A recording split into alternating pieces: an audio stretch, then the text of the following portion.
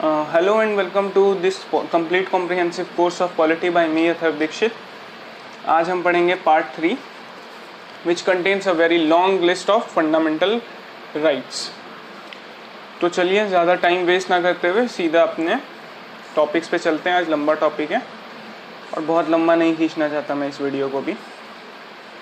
तो fundamental rights यहाँ पे मैं दिखा देता हूँ आपको। ये फंडामेंटल राइट्स आपको बेसिकली आर्टिकल नंबर 12 से 35 तक कवर करते हैं। और इसके अलावा जो है आपका काफ़ी सारे कॉन्सेप्ट्स हैं, काफ़ी सारे केस लॉज हैं और काफ़ी मतलब वास्ट टॉपिक है ये। यहाँ पे हिंदी में इंग्लिश में दोनों तरफ से लिखा हुआ है फंडामेंटल राइट्स स्लाइड में मेरा। तो ये आप देख सकते हैं, right to equality, right to freedom, constitutional remedies, स्वतंत्रता का अधिकार, शोषण के विरुद्ध अधिकार, राइट अगेंस्ट एक्सप्लॉयटेशन, संस्कृति और शिक्षा संबंधी अधिकार, धार्मिक स्वतंत्रता का अधिकार, काफ़ी सारे फंडामेंटल राइट्स हैं। और एक बड़ा फैक्ट की बात ये है कि जो बेसिक चीज़ है, जो मतलब मेजर डिफरेंस है between government of India act 1935 और कॉन्स्टिट्यूशन ऑफ इंडिपेंडेंट इंडिया में, वो यही है, प्रेजेंस ऑफ फंडामेंटल राइट्स। तो ये आप समझ सकते हैं कि कितनी इम्पॉर्टेंट चीज़ है। और प्रेजेंस ऑफ फंडामेंटल राइट्स कहीं ना कहीं हमारी डेमोक्रेसी और हमारे जो वैल्यूज़ ऑफ आवर कंट्री हैं उसका एक बेस भी है। तो चलिए शुरू करते हैं। आर्टिकल नंबर 12 क्या कहता है? सबसे पहले देखो, आर्टिकल नंबर 12 यहाँ पे कवर करता है डेफिनेशन को। किसकी डेफिनेशन? Definition of state. तो आर्टिकल नंबर 12 यहाँ पे डेफिनेशन ऑफ स्टेट को कवर करता है। और वो क्या कहता है, देखो सबसे पहले ये चीज़ समझना ज़रूरी होता है कि fundamental rights are available against state. Fundamental rights किसके अगेंस्ट अवेलेबल हैं? कौन आपके फंडामेंटल राइट्स को भंग नहीं कर सकता? तो वो है स्टेट्स। तो fundamental rights are available against state. तो यहाँ पे ये ज़रूरी हो जाता है कि हमारा कॉन्स्टिट्यूशन डिफाइन करे कि स्टेट क्या है। ये अपने आप में एक बहुत वास्ट टॉपिक है कि स्टेट क्या है, इसको डिस्कस करते हैं। यहाँ पे स्टेट का मतलब बिल्कुल भी वो नहीं है कि पॉलिटिकल इंडियन स्टेट, यहाँ पे लिखा भी है that term states given in article number 12 is different from political Indian states. तो अगर ये पॉलिटिकल इंडियन स्टेट्स नहीं है, जैसे हम आंध्र प्रदेश, उड़ीसा और हरियाणा, कर्नाटका, ये सब नहीं है स्टेट्स, तो क्या है? चलिए आगे देखते हैं आर्टिकल 12 के अनुसार। तो for the purpose of part 3 of the constitution the state comprises of the following, यहाँ पे ये भाषा लिखी हुई है, government and parliament of India that is the executive and legislature of the union. सबसे पहले ये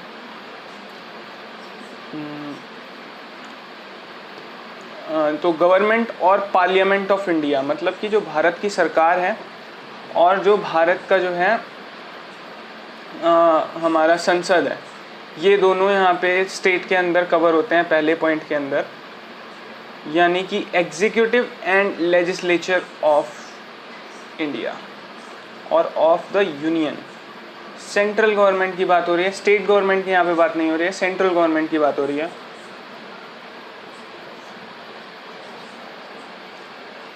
government and legislature of each state. Second point में यहाँ पे बात होती है government and legislature of each state that is executive and legislature of various states of India. ये मैंने आपको शुरू में ही बताया था, executive, legislature and judiciary, first video के अंदर। उसका डिस्क्रिप्शन बॉक्स में लिंक है, आप जाके देख सकते हैं वहाँ पे भी।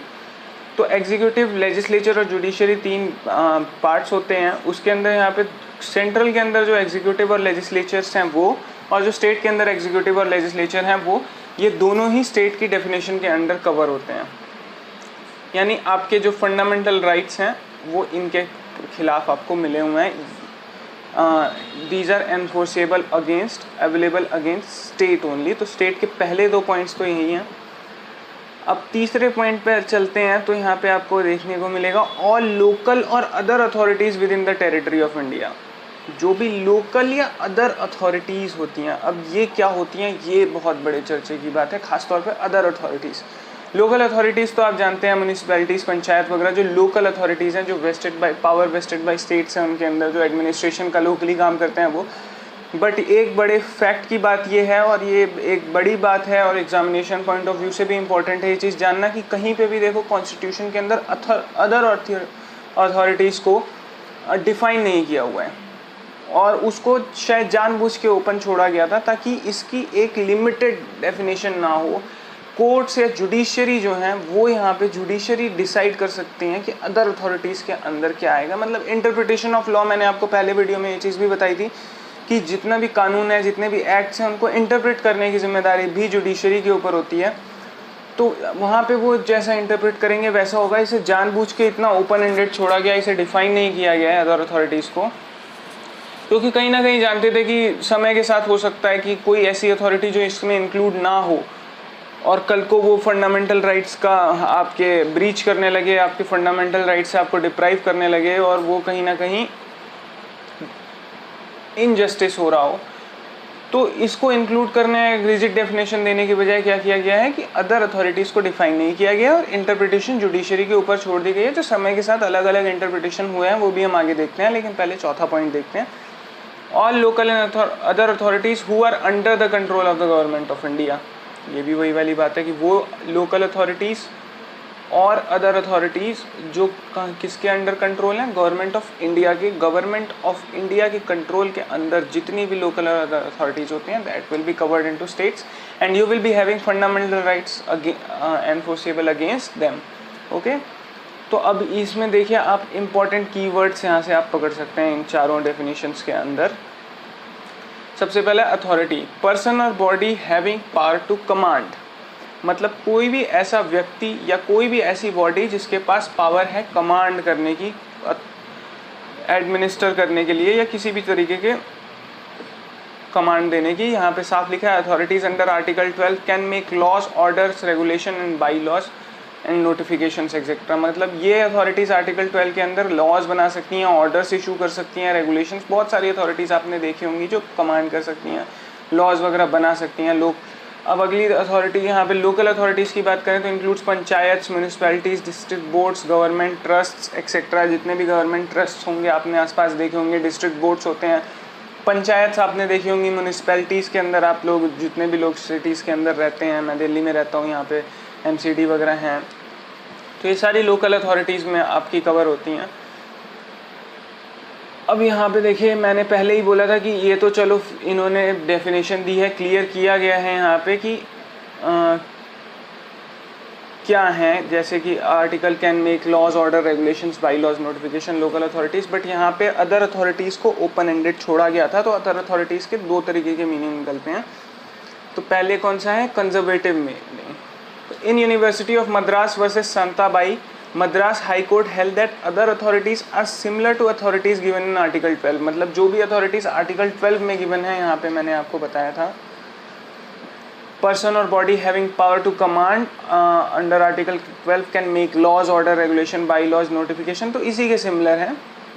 विच are having governing and sovereign functions, no person can be included in this meaning. Okay, मतलब जिनके पास गवर्न करने की, किसी और को गवर्न करने के प्रिंसिपल्स हैं, फंक्शंस हैं, सोवेरेंस हैं, मतलब अगर वो इंडिपेंडेंट भी हैं, उनके ऊपर कोई अपर अथॉरिटी नहीं है। बट तो मद्रास हाई कोर्ट ने बताया था कि अदर अथॉरिटीज सिमिलर हैं जो आर्टिकल 12 के अंदर अथॉरिटीज़ दी गई हैं, मतलब जिनके पास किसी को गवर्न करने की पावर है, जिनके पास जो है सोवेरेन फंक्शंस हैं। सोवेरेन का भी मैंने प्रीएम्बल वाले लेक्चर में आपको काफ़ी डिटेल डेफिनेशन बताया है कि क्या होता है सोवेरेन, बट फिर भी मैं बताता हूँ कि जिनको प्रभुत्व उनके ऊपर किसी और का नहीं होता है, उन्हें वो उस तरीके के अगर कोई अथॉरिटीज़ हैं जो गवर्न कर रही हैं तो वो भी स्टेट के अंडर कवर होंगी। ये कंजर्वेटिव मीनिंग है, कंजर्वेटिव मीनिंग दिया था यहाँ पे मद्रास हाई कोर्ट ने। अब लिबरल मीनिंग देखते हैं दूसरी तरफ क्या था भाई। तो in electricity board of Rajasthan versus Mohanlal, supreme court held that it is not compulsory that order authority must have government और सोवेरेन फंक्शंस। यहाँ पे साफ कह दिया है, सॉरी ऑर्डर अथॉरिटीज़ नहीं, other authorities must have government और सोवेरेन फंक्शंस। तो सुप्रीम कोर्ट ने ये बात कही थी कि ये कंपलसरी नहीं है कि उनका या तो गवर्नमेंटेड फंक्शन हो या सोवेरेन फंक्शंस हो, कोई और मतलब गवर्नमेंट के अलावा भी कोई और उनके ऊपर वो हो सकता है कि किसी और का भी प्रभुत्व हो, बट वो स्टेट के अंदर आए। In subsequent cases supreme court broadened the meaning of other authorities, और आगे आने वाले केसेस में और ब्रॉड किया था अदर अथॉरिटीज़ का मतलब, और ये डिसाइड किया था कि जो कि बॉडीज़ हैं जो कॉन्स्टिट्यूशन के द्वारा नहीं बनी गई हैं या लॉ के द्वारा भी किसी एक्ट के द्वारा वो बॉडी नहीं बनी है, उनको भी अदर अथॉरिटीज़ में इंक्लूड किया जा सकता है अगर वो सिर्फ इवन हेल्प द गवर्नमेंट, अगर वो गवर्नमेंट को मतलब गवर्न करने में, देखो एक यहाँ पे दो टर्म्स हैं, who is governing and who is being governed. तो जो गवर्निंग है, जो गवर्न कर रहा है, जो सरकार में है, वो कहीं ना कहीं स्टेट के अंदर आता है। तो क्या जो गवर्न करने में हेल्प भी कर रहा है गवर्नमेंट को, वो भी कवर होगा इसके अंदर। यही इंटरप्रिटेशन रिपीट की गई Raman Dayaram Shetty versus the international airport authority of India के अंदर, जहाँ पे जस्टिस पीएन भगवती ने ये कुछ टेस्ट्स डिटरमाइन करने के लिए बोले। काफ़ी कन्फ्यूजन हो गई थी, काफ़ी लंबा टाइम हो गया था, यही बहस चलती थी कि भाई हम हैं भी अथॉरिटी या नहीं है, स्टेट है कि नहीं है। तो यहाँ पे कुछ टेस्ट ले डाउन किए गए थे, ये बहुत इंपॉर्टेंट हैं। ये टेस्ट ही डिसाइड करेंगे कि whether the body is government agency और नॉट। तो यहाँ देखते हैं टेस्ट क्या है। तो पहला पॉइंट है इस टेस्ट का, financial resources of the state is the chief funding source of such body. मतलब जो स्टेट के सोर्सेज हैं वो उस बॉडी के चीफ फंडिंग सोर्सेज होने चाहिए। मतलब entire share capital of the corporation is held by the government. तो जितना भी उस कॉर्पोरेशन का शेयर कैपिटल होगा, मतलब जो भी फंड वो रेज कर रहे हैं कहीं से भी, तो सोच क्या है, कोई हर कंपनी या हर किसी चीज़ का, हर ऑर्गेनाइजेशन का, हर बॉडी के पास फंड्स होते हैं। तो वो फंड्स का सोर्स क्या है, क्या ज़्यादातर मेजर चीफ फंडिंग सोर्स जो है, जो सबसे मुख्य स्रोत है उसके पास आने वाले पैसों का, क्या वो सरकार है या सरकारी फाइनेंशियल रिसोर्सेज हैं या कुछ और? पहले तो आप ये देखिए तो सरकारी होने चाहिए। मतलब entire share capital of the corporation should be held by the government. Existence of a deep and pervasive nature of state control, मतलब एक गहरा और असर डालने वाला, परसुएट करने वाला नेचर होना चाहिए उसके, मतलब मैनेजमेंट के अंदर स्टेट के कंट्रोल का, गवर्नमेंट के कंट्रोल का जो है यहाँ पे, उसके ऊपर फैसलों पे प्रभाव होना चाहिए। उस अथॉरिटी के अंदर एक गहरा प्रभाव होना चाहिए, उस बॉडी के अंदर सरकार का एक हस्तक्षेप होना चाहिए। सेकेंड पॉइंट ये है। थर्ड पॉइंट है, the functions disposed by such body or agency are of public importance and very closely related to government function. That means such function should be governmental in its essence. मतलब कि जो भी functions ये dispose कर रहे हैं उस वो बॉडी के द्वारा या एजेंसी, जो भी फंक्शंस को वो फॉलो कर रहे हैं वो पब्लिक इम्पोर्टेंस के होने चाहिए और very closely related to government functions होने चाहिए। मतलब पब्लिक इम्पोर्टेंस के हों, जनता के लिए इम्पोर्टेंस के हों, और जैसे गवर्नमेंट फंक्शन करती है, लोगों को गवर्न करने का काम करती है, जैसे मैंने बताया ही है कि one is governing and one is being governed. तो कहीं ना कहीं उसके फंक्शंस को देख के लगना चाहिए कि येस, दिस ऑर्गेनाइजेशन और authority is taking part in the governing function and is not being governed, it is on the governing side. तो यहाँ पे ये आ जाता है तीसरा test. A department of government transfer to a corporation. कोई गवर्नमेंट डिपार्टमेंट हो जो कि कॉरपोरेशन को ट्रांसफ़र हो गया है, सिंपल सी बात है। वहाँ पे ऊपर सिंपल ये बात तो है कि गवर्नमेंट डिपार्टमेंट था तो very closely related to government functions होगा ही, और function dispose by such body or agency should be will be of public importance. तो ये पॉइंट भी कवर होता है। The status of the agency whether monopoly and is confirmed so and protected by the state.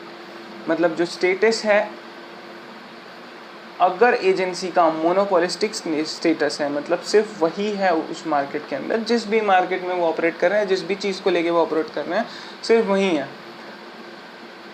और वो status उसे state ने दिया है, और स्टेट उसके मोनोपोलिस्टिक स्टेटस को प्रिवेंट भी करती है कि भाई ये काम और कोई नहीं करेगा। तो ऐसे में भी हम देख सकते हैं कि उसे हम स्टेट के डेफिनेशन के अंदर कवर करेंगे। तो यहाँ पे मैंने आपको पहले ही बताया था, ये जुडिशरी ने ये टेस्ट दिए जिससे कि आप एक आसान तरीके से ये अंदाज़ा लगा सकते हैं कि कौन से आपके यहाँ पे हैं अथॉरिटीज़ जो स्टेट की डेफिनेशन में कवर होते हैं अंडर आर्टिकल 12। तो यहाँ पे हमने आर्टिकल 12 देखा है, डेफिनेशन ऑफ स्टेट, जिनके खिलाफ ये फंडामेंटल राइट्स जो हम आर्टिकल 14 से पढ़ने जा रहे हैं वो एनफोर्सेबल होंगे, वो अगेंस्ट उनके आपके पास अवेलेबल होंगे। Article 13, it enjoins a duty on the Indian state to respect and implement the fundamental right, and at the same time it confers a power on the courts to declare a law or an act void if it infringes the fundamental rights। Simple सी बात है यहाँ पे कि ये Indian state को, जो state अभी हमने डेफिनेशन इसकी कुछ देर पहले यहाँ पे काफ़ी डिटेल डेफिनेशन देखी है 2-3 स्लाइड्स में, तो ये कहीं ना कहीं इंडियन स्टेट्स को जो है एक ड्यूटी देता है। आर्टिकल नंबर 13 क्या ड्यूटी देता है कि उसे रिस्पेक्ट करना होगा और हर वक्त इम्प्लीमेंट करना होगा फंडामेंटल राइट्स को। वो कभी भी डिसरिस्पेक्ट नहीं कर सकता, या फिर ऐसा नहीं हो सकता कि कोई ऐसा एक्ट या कानून ले आया जाए जिससे किसी के मौलिक अधिकारों का हनन हो रहा हो। और उसी समय पे अब भाई सिर्फ इतनी ड्यूटी दे देने से ज़रूरी नहीं है कि वो चीज़ मानी जाए, तो उसी समय पे ये एक पावर देता है कोर्ट्स को, जुडिशरी को। यहाँ पे ये एक फैक्ट है, शायद मैंने अभी तक आपको बताया नहीं है, कि supreme court is called the custodian of the constitution.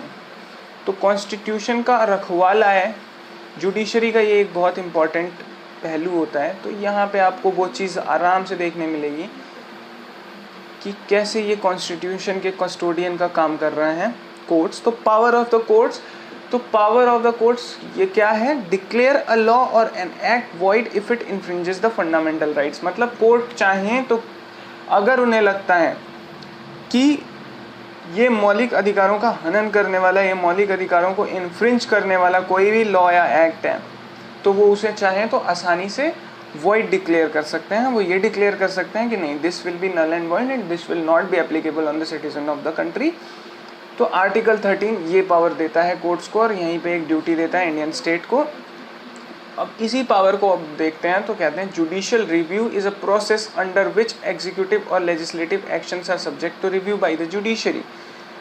मतलब जुडिशियल रिव्यू की यहाँ पे बात की गई है, वही आर्टिकल 13 के अंदर, कि ये एक ऐसा प्रोसेस है जिसके अंदर एग्जीक्यूटिव और लेजिस्लेटिव एक्शंस जो हैं रिव्यू के हकदार होते हैं, रिव्यू के सब्जेक्ट होते हैं, रिव्यू के वो होते हैं, पात्र होते हैं, एक तरह से कहा जा सकता है। A court with authority for judicial review, अब कोई भी कोर्ट जिसको जुडिशियल रिव्यू की अथॉरिटी है, may invalidate laws, acts and governmental actions which violates basic features of the constitution. वो आराम से ये कह सकता है कि भाई ये जो कानून है, एक्ट्स हैं और गवर्नमेंटल एक्शंस हैं, जो गवर्नमेंट ने एक्शन लिए हैं, वो गलत हैं क्योंकि ये बेसिक फीचर ऑफ कॉन्स्टिट्यूशन या फिर फंडामेंटल राइट्स को वायलेट करते हैं, और ये नल एंड वॉइड डिक्लेयर किए जाएंगे। बहुत बेसिक सिंपल सी बात है, यही कॉन्सेप्ट होता है जुडिशियल रिव्यू का। इम्पॉर्टेंट कॉन्सेप्ट है, इसमें से पूछा जा सकता है पेपर के अंदर, तो ये आपको पता, मुझे लगता है कि सिंपल है, आपको समझ में आ गया। आर्टिकल 13 के अंदर ये बात कवर होती है। तो अब हम यहाँ पे शुरू करते हैं अपने शुरुआती आर्टिकल्स के साथ। तो राइट टू इक्वालिटी 14 to 18 यहाँ पे कवर होता है, राइट टू इक्वालिटी। तो क्या है आखिर राइट टू इक्वालिटी, यहाँ पे देखते हैं हम। तो equality before law, article number 14 ये बात कहता है इक्वालिटी बिफोर लॉ, और एक बात और कहेगा, इक्वल प्रोटेक्शन ऑफ लॉ। इन दोनों टर्म्स के बीच में थोड़ा सा डिफरेंस है, तो इसको समझने की कोशिश करते हैं। देखो इक्वालिटी बिफोर लॉ क्या होता है यहाँ पे, कि लॉ के सामने सब कोई इक्वल है, चाहे वो इक्वालिटी बिफोर लॉ का नेगेटिव अप्रोच है या फिर ये एक नेगेटिव सेंस में बात करता है, वहीं पे इक्वल प्रोटेक्शन ऑफ लॉ यहाँ पे पॉजिटिव सेंस में बात करता है। इसी चीज़ को हम समझने की कोशिश करते हैं आर्टिकल 14 के अंदर। तो चाहे वो देश के प्रेसिडेंट हों, चाहे वो देश के प्राइम मिनिस्टर हों, कोई मंत्री हो, कोई जज हो, कुछ हो, अगर कोई एक उन्होंने प्रोविज़न उन पे लागू होता है किसी भी तरीके से, किसी भी एक्ट का जिस तरीके से उन पे लागू होता है उसी तरीके से किसी आम नागरिक पे लागू होगा।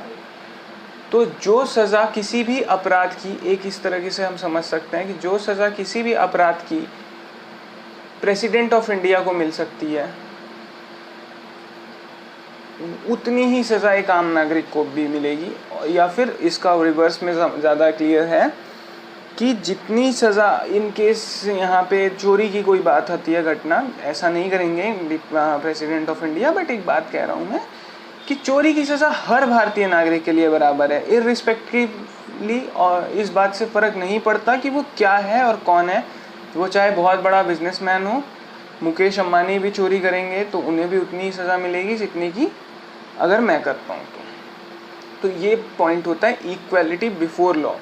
बट एक और कॉन्सेप्ट यहाँ पे इक्वल प्रोटेक्शन ऑफ लॉ आता है। ये कॉन्सेप्ट बड़ा इंटरेस्टिंग कॉन्सेप्ट है। यहाँ पे इक्वल प्रोटेक्शन की बात ये कही जाती है कि देखो ये तो ठीक है कि आप किसी को भी स्टेटस अनुसार और ये वो किसी भी अनुसार आप उनके बीच में डिफ्रेंशिएशन नहीं कर रहे हो, ये बहुत अच्छी बात है, इसीलिए इक्वालिटी बिफोर लॉ है आर्टिकल 14 के अंदर। ये काफ़ी इंपॉर्टेंट आर्टिकल है। और ये बट एक इक्वल प्रोटेक्शन की बात अलग होती है, इक्वालिटी की बात अलग होती है। अब आप एक बात बताओ, मैं आपको एग्जांपल के तहत पे ये चीज़ समझाने की कोशिश करता हूँ कि मान लो एक स्कूल है, वो जानना चाहता है कि हमारे स्टूडेंट्स मैथ्स कितनी अच्छी तरीके से समझ रहे हैं।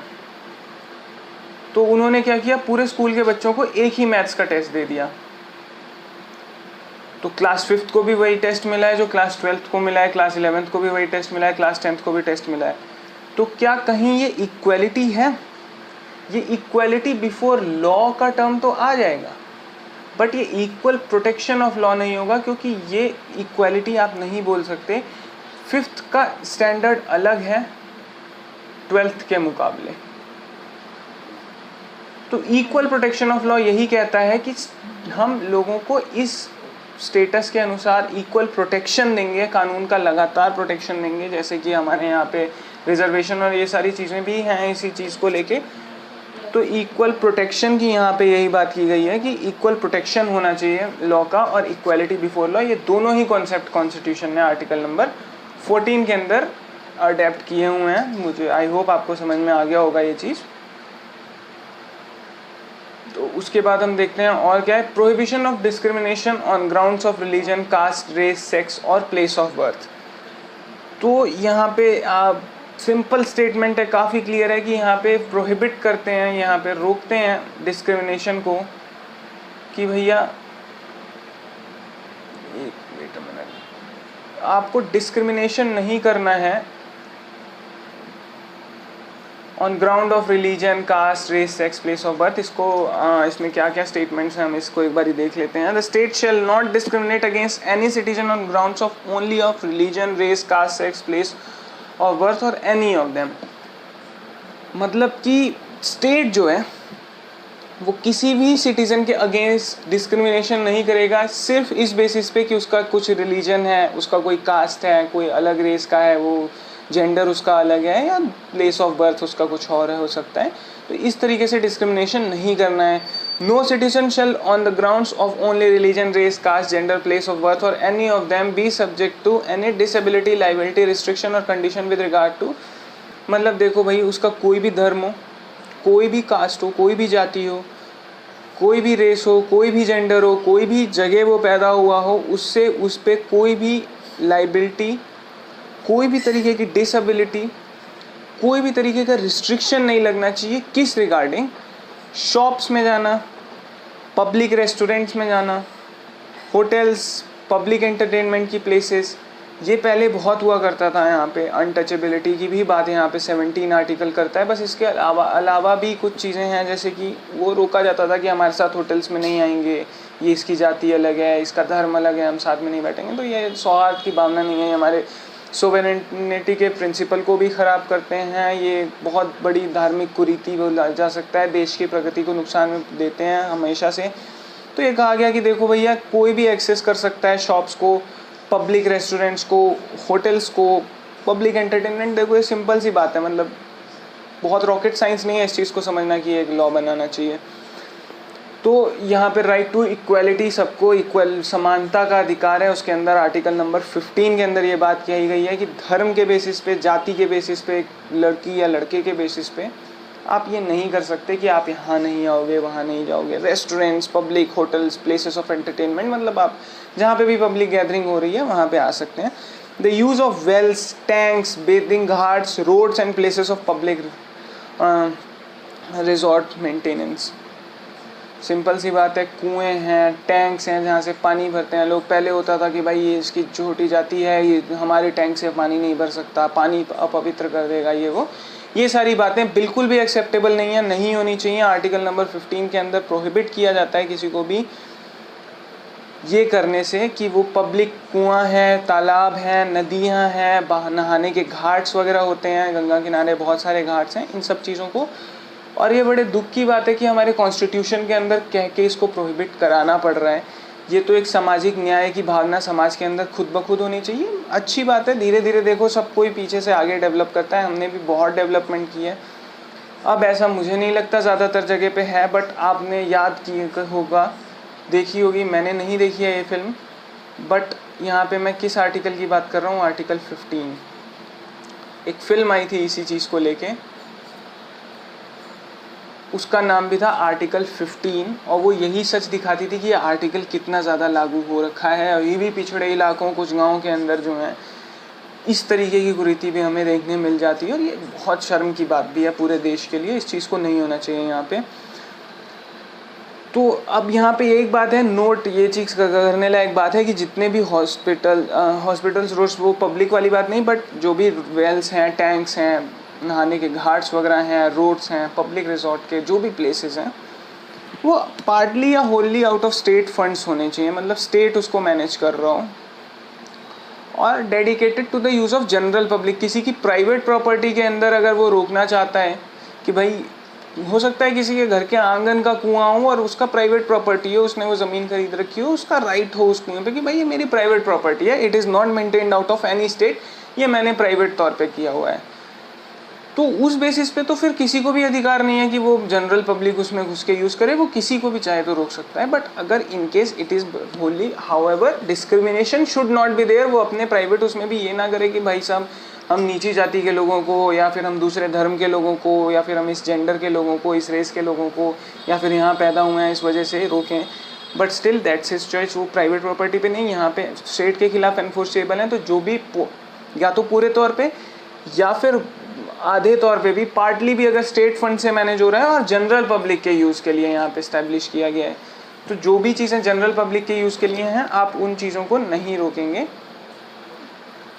वहाँ पे होने से। तो आई थिंक ये चीज़ आपको समझ में आ गई होगी। Nothing in this article shall prevent the state from making any special provision for women and children. अब यहाँ पे देख लीजिए, एक सिंपल सी बात है, हम दिल्ली के अंदर हमारे मेट्रो में जो पहला डिब्बा होता है वो महिलाओं के लिए आरक्षित होता है। तो क्या उसमें ये हम कह सकते हैं कि ये तो हमारे जेंडर या फिर हमारे सेक्स के बेसिस पे डिस्क्रिमिनेशन हो रहा है, क्योंकि यहाँ it is maintained out of state funds, है ना। Metro is maintained out of state funds, और उसके एक बोगी में पुरुषों को जाना ही अलाउड नहीं है। तो ये तो भाई सीधे सीधे तौर पे जेंडर के बेसिस पे डिस्क्रिमिनेशन है।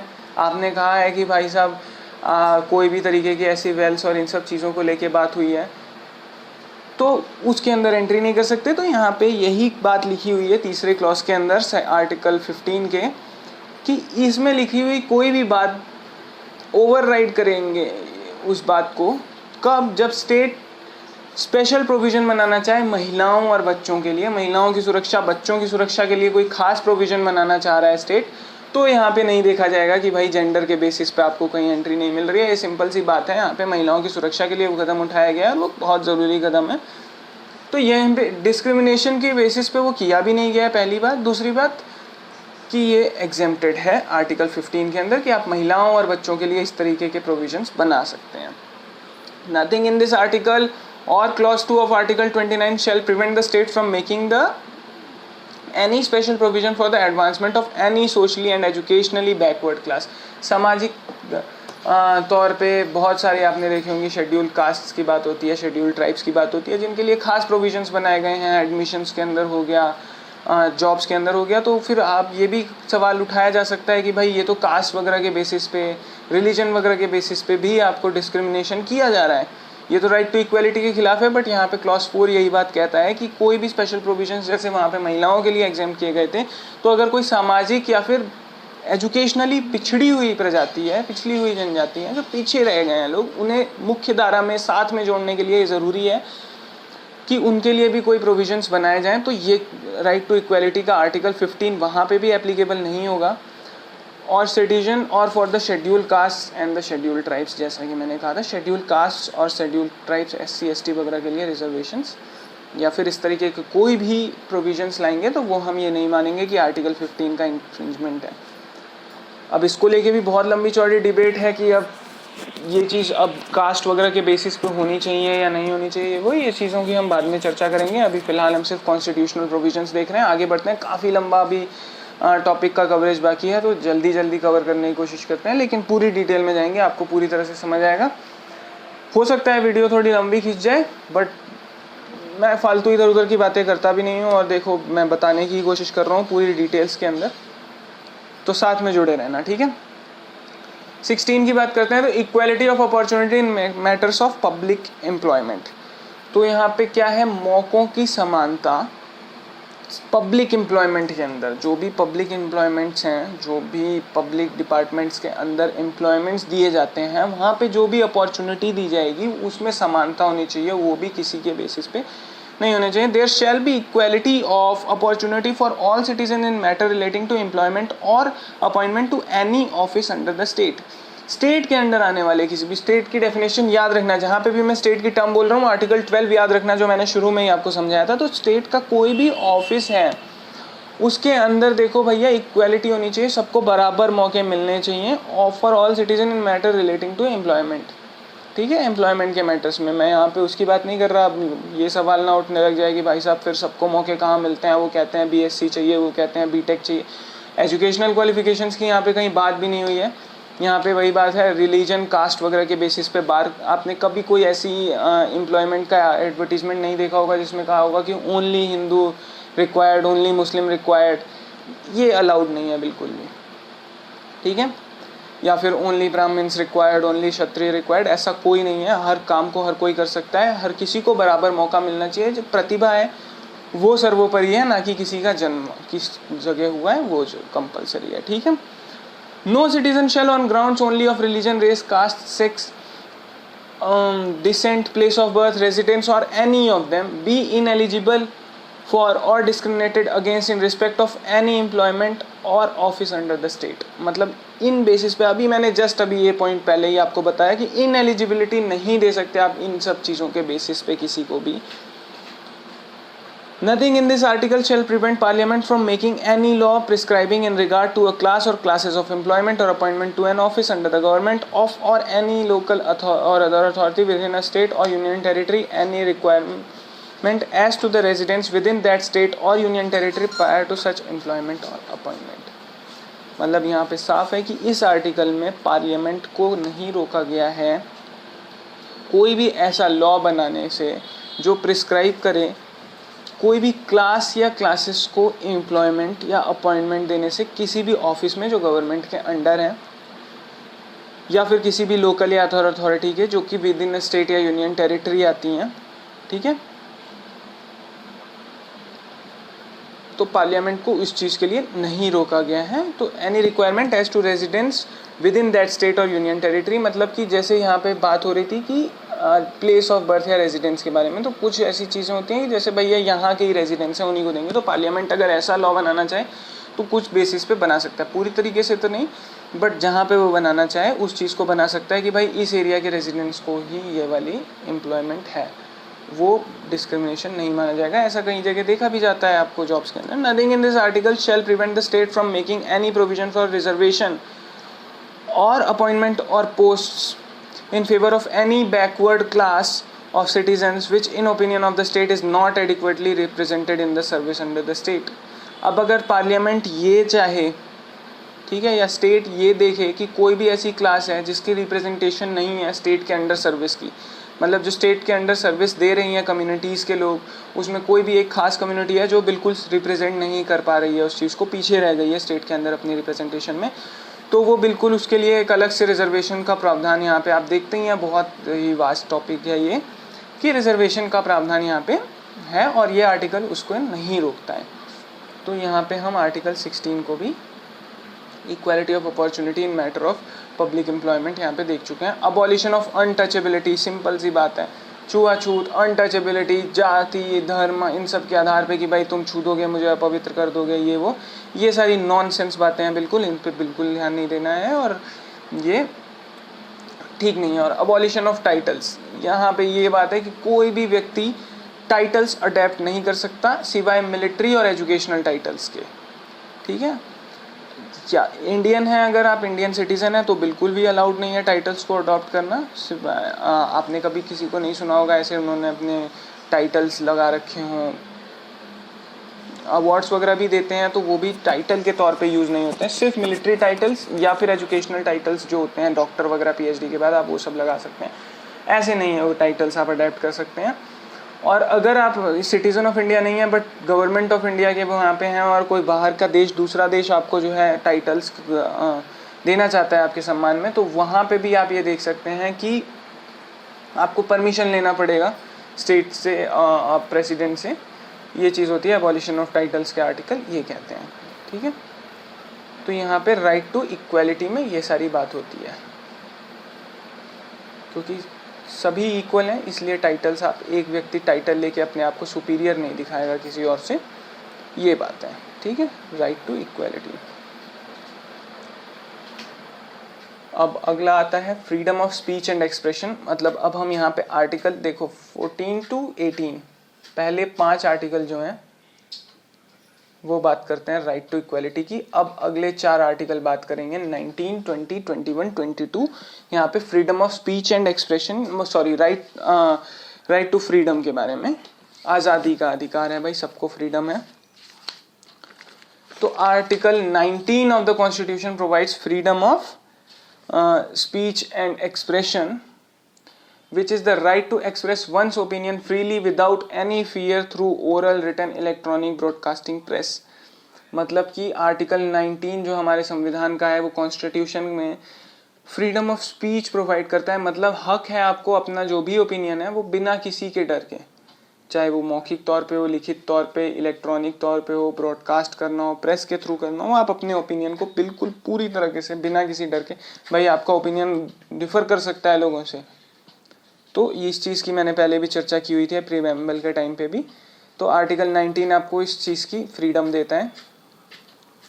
तो article 19 protect certain rights regarding the freedom of speech etcetera. All citizen shall have the right to freedom of speech and expression, to assemble peacefully and without arms, मतलब शांतिपूर्ण तरीके से और बिना हथियारों के। ये ना हो कि भाई साहब आप अब बंदूकें लहरा रहे हैं क्योंकि आपको एक साथ इकट्ठे होने का वो मिल गया है, छूट मिल गई है। तो बिना आर्म्स एंड एम्यूनेशन के आप असेंबल कर सकते हैं, मीटिंग्स कर सकते हैं, कोई आपको नहीं है यहाँ पे रोकने वाला। Without arms you can assemble peacefully.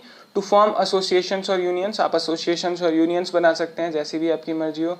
Student unions होते हैं, लेबर यूनियंस होते हैं, एसोसिएशंस होते हैं, बहुत सारे होते हैं, है ना। तो यहाँ पे बात हो गई। To move freely through the territory of India, कहीं पे भी जा सकते हैं। मैं आज चाहूँ हिमाचल प्रदेश जाना, घूमने जाना चाहूँ जा सकता हूँ।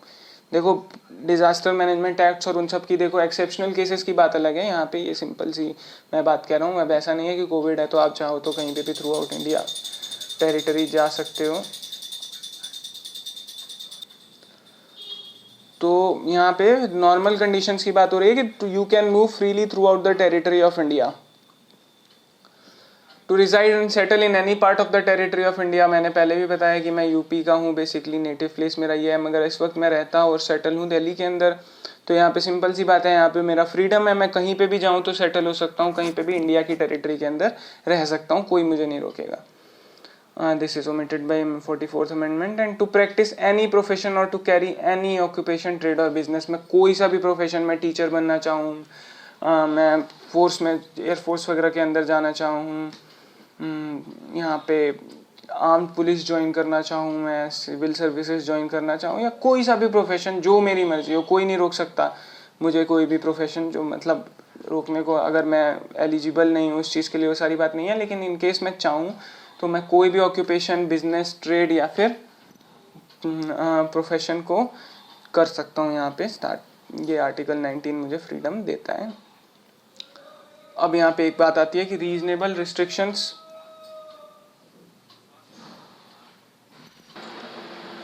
तो reasonable restrictions can be imposed on the right to freedom of speech and expression under the article 19, मतलब जो भी आपकी स्पीच और एक्सप्रेशन की फ्रीडम आपको दी गई है उस पर रीजनेबली रिस्ट्रिक्शंस, आप कुछ भी बोलते रहने का आपको वो नहीं होता है अधिकार। हाँ, तो उसमें रीजनेबल मतलब ऐसा नहीं है कि आपको अपनी मर्जी से सरकार रोक सकती है किसी भी चीज़ को लेके, लेकिन अगर रीजनेबल हैं चीज़ें तो बिल्कुल आपको रोक लगाई जा सकती है आपके ऊपर। तो rights granted under article 19 is not an absolute right, ये पूरी तरह से एब्सोल्यूट राइट नहीं होते हैं। They can be restricted in case of national security and in the interest of the society, समाज के भले के लिए, राष्ट्र की सुरक्षा के लिए, इन दोनों चीज़ों के अंदर इन राइट्स को रिस्ट्रिक्ट कभी भी किया जा सकता है। जैसा कि मैंने आपको पहले ही बताया था, अभी इंटरेस्ट ऑफ सोसाइटी, अभी कोविड आया था तो यहाँ पे आप पिछले साइड में जाएंगे तो फिर यहाँ पे सिंपल सी बात है, move freely throughout the territory of India की बात हो रही है, और अभी कुछ टाइम पहले हमें घर से बाहर निकलने के लिए भी आज़ादी नहीं थी उतनी, तो क्या कहें हमारा फंडामेंटल राइट्स के वो हो गया? नहीं जी, इसलिए क्योंकि साफ लिखा है कि they can be restricted in case of national security and in the interest of society.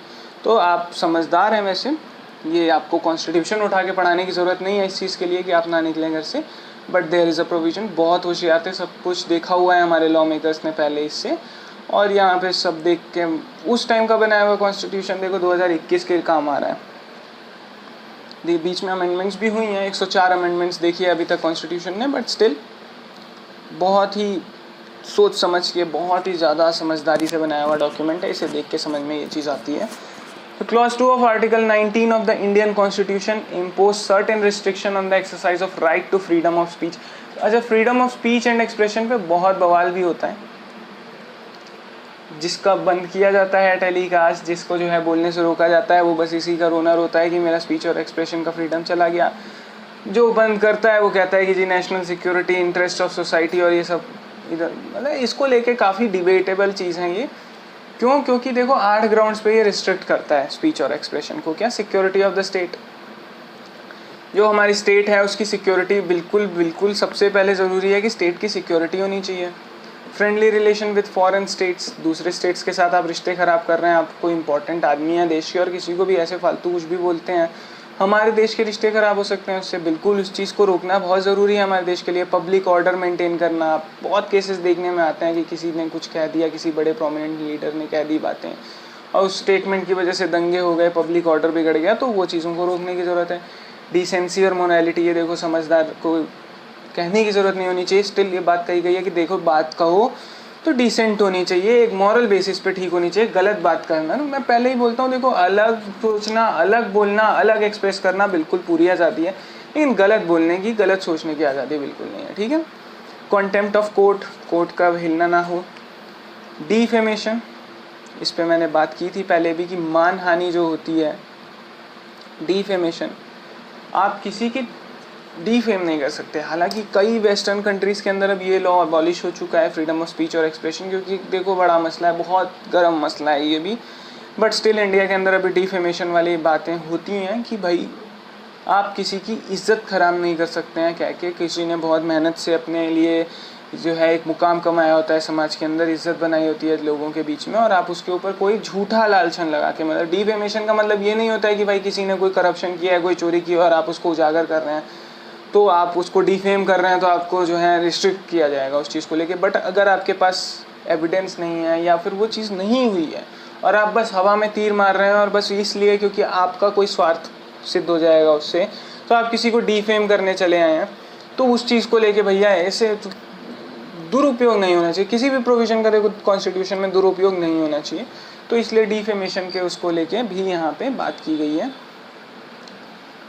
Incitement to an offence and sovereignty and integrity of India, तो यहाँ पे incitement of to an offence नहीं होना चाहिए और integrity and sovereignty of India को खतरा नहीं होना चाहिए। तो यहाँ पे ये सारे ग्राउंड्स सिंपल हैं, समझने लायक हैं, और मतलब कोई बहुत चीज़ समझाने वाले लायक नहीं है इसमें। आप देख लीजिए एक बार, ये चीज़ आपको पता होनी चाहिए कि क्यों freedom of speech and expression restricted है यहाँ पे। आर्टिकल नंबर 20 की बात करते हैं अब, चलिए।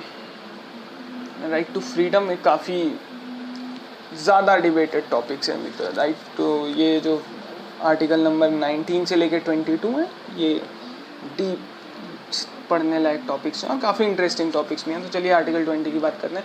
No person shall be convicted of any offence except for violation of a law in force at the time of the constitution of the act charged as an offence, nor be subject to any penalty greater than that which might have been inflicted under the law in force at the time of the commission of the offence। पहला point क्या कहता है देखें, कोई भी person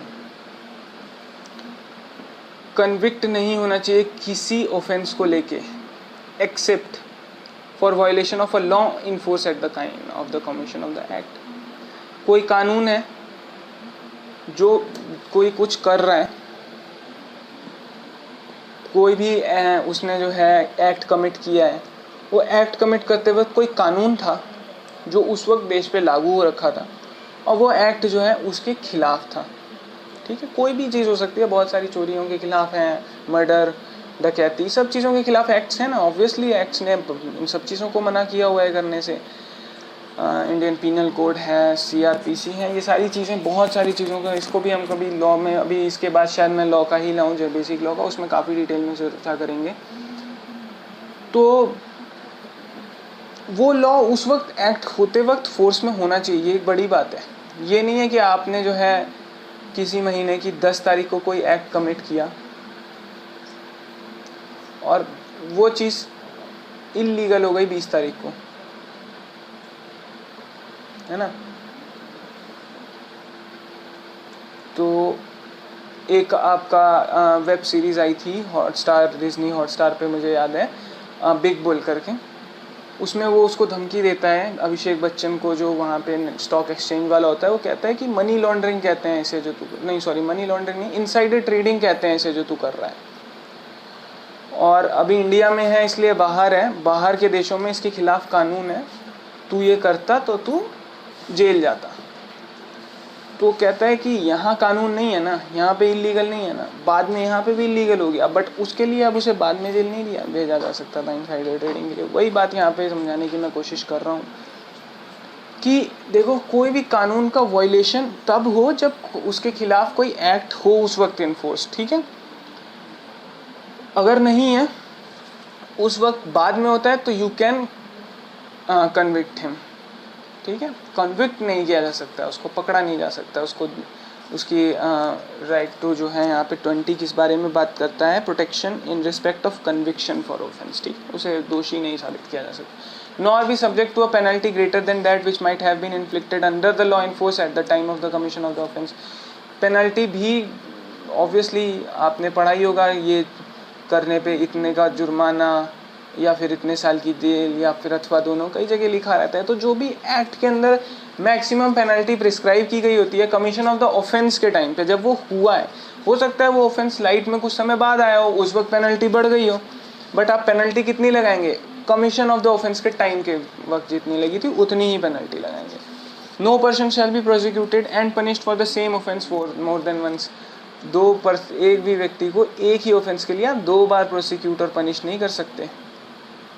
ये भी एक कॉमन समझने वाली बात है।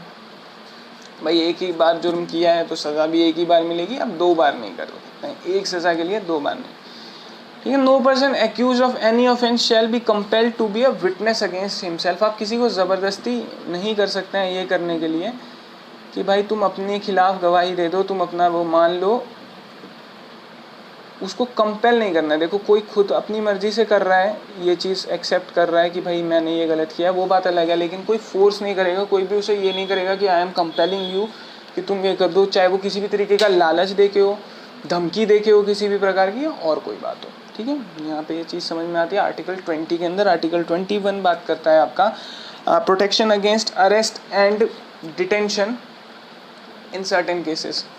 अब किसी को अरेस्ट, डिटेंशन, ये सब आप जानते हैं क्या होता है, अरेस्ट करना या फिर डिटेन करना किसी को, मतलब उसकी आज़ादी रोकना। तो protection of life and personal liberty की यहाँ पे बात की जाती है। ये भी, इस पे भी काफ़ी सारे केस लॉज हैं, काफ़ी बातें होती हैं, उसको लेके अभी हम देखते हैं, आगे चर्चा करते हैं क्या चीज़ें हैं। Article 21 state that no person shall be deprived of his life और पर्सनल लिबर्टी, मतलब उसका लाइफ और पर्सनल लिबर्टी, मतलब व्यक्तिगत आज़ादी और जीवन दोनों ही डिप्राइव नहीं करना चाहिए except according to a procedure established by law. मतलब प्रोसीजर होगा एस्टेब्लिश्ड बाय लॉ होगा, तो वहाँ पे अगर कोई है procedure established by law, criminal procedure code होते हैं, सिविल प्रोसीजर कोड्स होते हैं, वो एस्टेब्लिश्ड हैं पूरी तरह से, उसके तहत आपको अरेस्ट वगैरह करने की वो है आज़ादी। काफ़ी सारी बातें होती हैं उसके अंदर, जैसे कि आपको राइट है कोई भी अरेस्ट किया जाता है तो उसे 24 आवर्स के अंडर आपको जो है 24 आवर्स से ज़्यादा आप नहीं रख सकते जब तक मजिस्ट्रेट की परमिशन ना हो। किसी को भी अरेस्ट करके विदाउट उसे कारण बताए बिना आप अरेस्ट नहीं किया जा सकता किसी को भी जिसे आप अरेस्ट कर रहे हैं। उसके अलावा आपको एट द अर्लीस्ट पॉसिबिलिटी पे आपको जो है एट द क्विकेस्ट आपको जो है यहाँ पे बंदे को मजिस्ट्रेट के पास लेके जाना होता है। आप अरेस्ट करके अपने पास बिना उसे डिटेन करके नहीं रखे रह सकते। ये सारी बातें यहाँ पे आती हैं। तो procedure established by law in सब चीज़ों की बात करता है। तो यहाँ पे दो राइट्स को आर्टिकल 21 सिक्योर करता है आपके लिए, राइट टू लाइफ और राइट टू पर्सनल लिबर्टी, मतलब आपकी लाइफ और पर्सनल लिबर्टी। यहाँ पे अब लाइफ की भी डेफिनेशन की बात हम यहाँ पे करेंगे। सिर्फ सांस लेना ही लाइफ नहीं है, यहाँ पे और भी चीज़ें हैं, हम आगे अभी अगली स्लाइड में देखते हैं इसको। तो यहाँ पे केस लॉ है, केस स्टडी है यहाँ पे, Kharak Singh versus State of Uttar Pradesh. The supreme Court quoted and held that by the term life as here used something more is meant than mere animal existence. एक जानवर की तरह सिर्फ जिंदा रहना यहाँ पे लाइफ नहीं है। कॉन्स्टिट्यूशन के अंदर सिर्फ तुम जिंदा हो, वो है ना, जिंदा हूँ यार काफ़ी है, वो वाली बात नहीं चलेगी। यहाँ पे और चीज़ों की ज़रूरत है। क्या चीज़? Inhibition against its deprivation extends to all those limbs and faculties by which life is enjoyed। वो सारी चीज़ें जिसके थ्रू एक व्यक्ति अपने जीवन को एंजॉय करता है, उसके जीवन में सुख रहता है, उन चीज़ों को भी आप अगर डिप्राइव करते हैं उससे, तो ये माना जाएगा कि आपने उसके लाइफ से डिप्राइव किया उसको। The provisions equally prohibits the mutilation of the body by amputation of the armored leg or the pulling out of an eye or the destruction of any other organ of the body through which the soul communicates with the outer world। मतलब आपने किसी को मारा नहीं मगर उसके पैर को आपने नुकसान पहुंचा दिया, एक आँख निकाल लिया, कुछ भी ऐसा करते हैं, तो क्या वहाँ पे आप ये बोलेंगे कि हमने राइट टू लाइफ थोड़ी लिया, जिंदा तो है। मगर यहाँ पे साफ किया गया कि कोई भी ऑर्गन या बॉडी को जो है थ्रू विच आप जो है जो वो बंदा है, सोल है, कम्युनिकेट करता है बाहर की व्यक्ति वर्ल्ड से, इंटरैक्ट करता है, अगर आप उस चीज़ को हानि पहुंचाते हैं तो ये माना जाएगा कि यू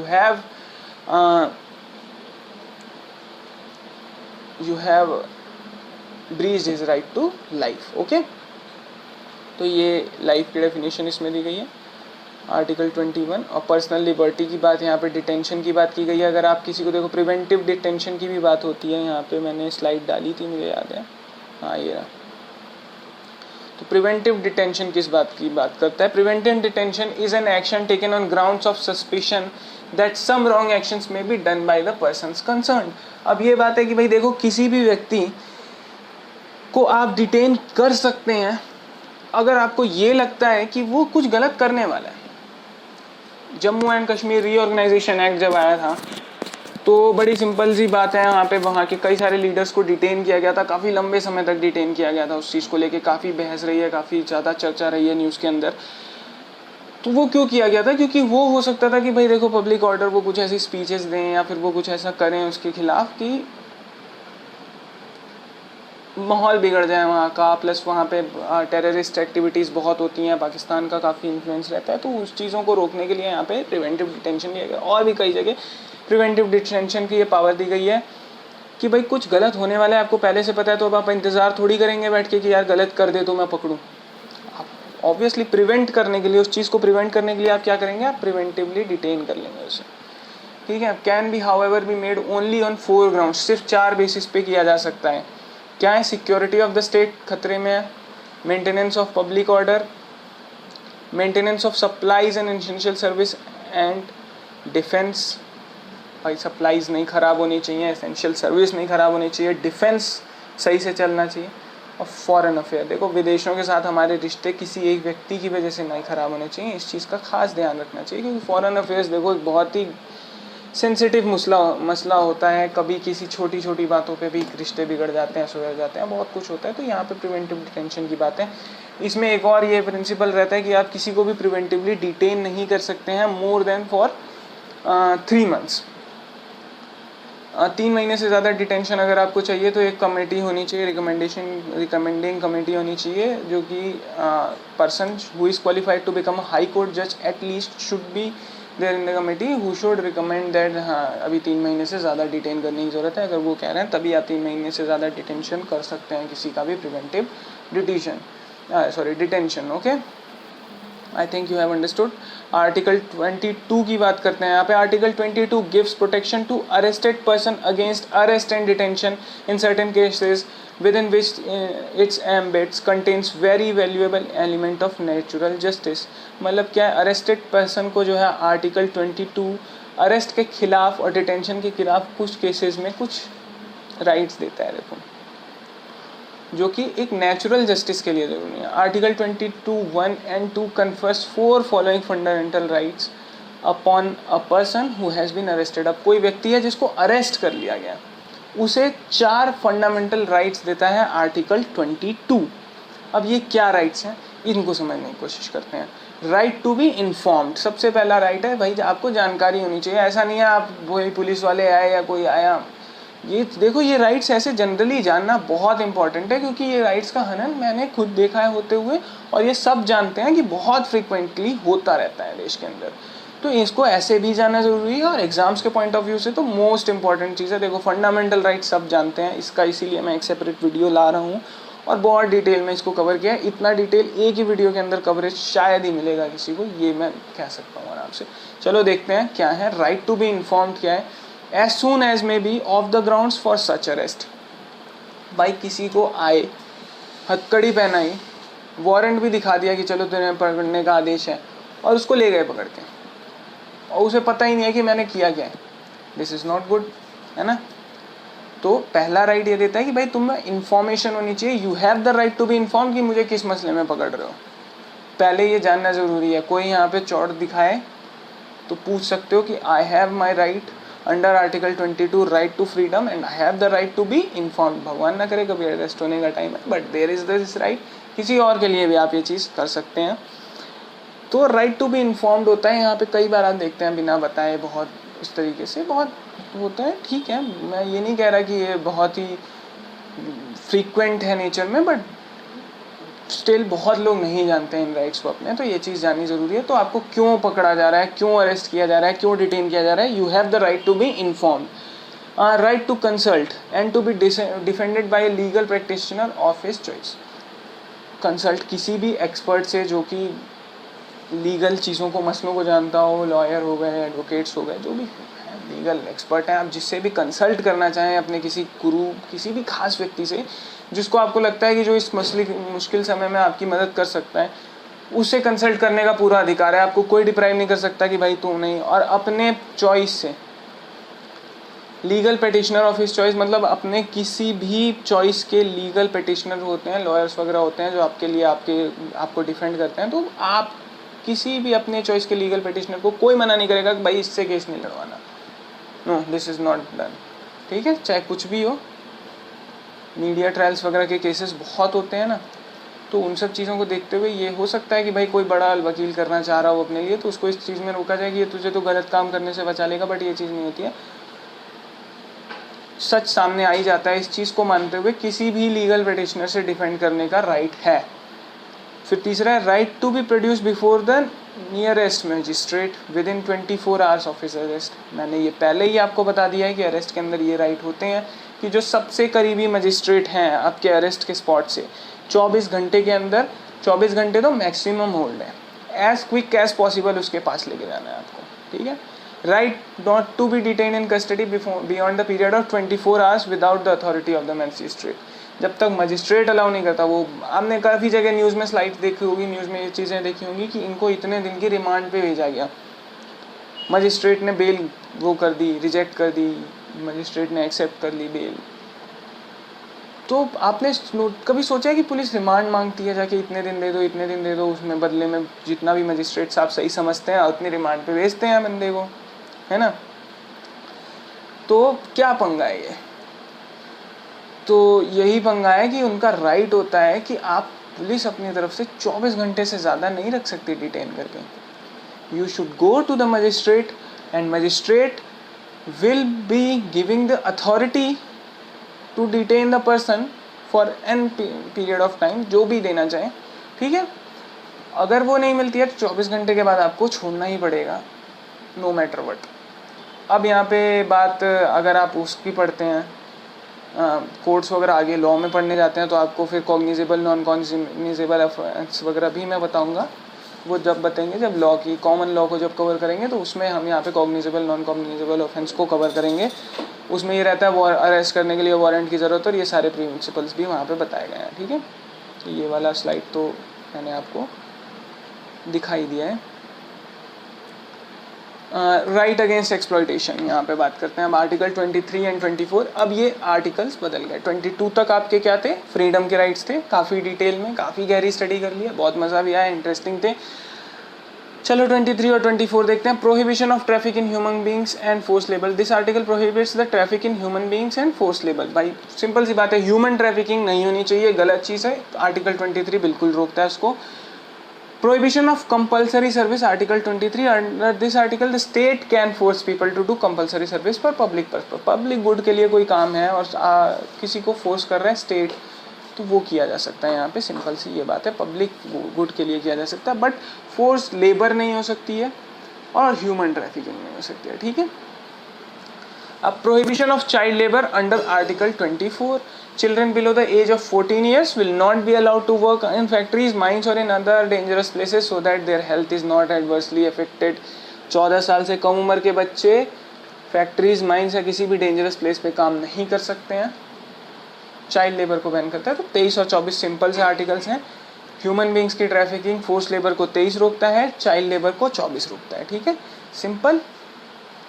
आगे चलते हैं। Article 25 to 28, right to freedom of religion, धार्मिक आज़ादी का, ठीक है।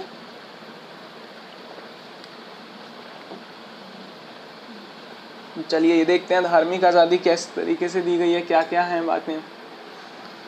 तो freedom of conscience and free profession, practice and propagation of religion. मतलब क्या है यहाँ पे? जो भी धर्म अपनाना चाहें अपना सकते हैं, फ्रीली प्रोफेस कर सकते हैं उसको। प्रोफेस करने का मतलब होता है, आप देखिए पब्लिकली प्रैक्टिस कर सकते हैं, प्रोपोगेट कर सकते हैं। प्रोफेशन का मतलब होता है कि जैसे भाई आप तिलक लगा के चलना चाहें, तो आप एक तरीके से जता रहे हैं कि आप हिंदू हैं या फिर ब्राह्मण हैं, जो भी हैं, आप जो हैं टोपी लगा के चलें मुस्लिम वाली, तो वो चीज़ आप फ्रीली प्रोफेस कर सकते हैं कि हाँ भाई आप ये जता सकते हैं कि आपका क्या धर्म है, ठीक है, कोई इसमें रोक नहीं है। आप प्रैक्टिस कर सकते हैं उसमें जो भी रीति रिवाज दिए गए हैं, इनकन्सिस्टेंट विद लॉ नहीं होने चाहिए, तो आप उस रीति रिवाज को आराम से फ्रीली प्रैक्टिस कर सकते हैं। प्रोपोगेट होता है, उसको आप प्रचार कर सकते हैं, आप उसको धर्म के प्रचार में लोगों को अपने साथ जोड़ सकते हैं भगवान के नाम पे। अपने जो भी आप धर्म हो, सब धर्म एक समान होते हैं। जो जिस धर्म को अपनाना चाहे, प्रेफेस करना चाहे, प्रैक्टिस करना चाहे, प्रचार करना चाहे, बिल्कुल पूरी आज़ादी है, आप कर सकते हैं। आर्टिकल 26 कहता है freedom to manage religious affairs.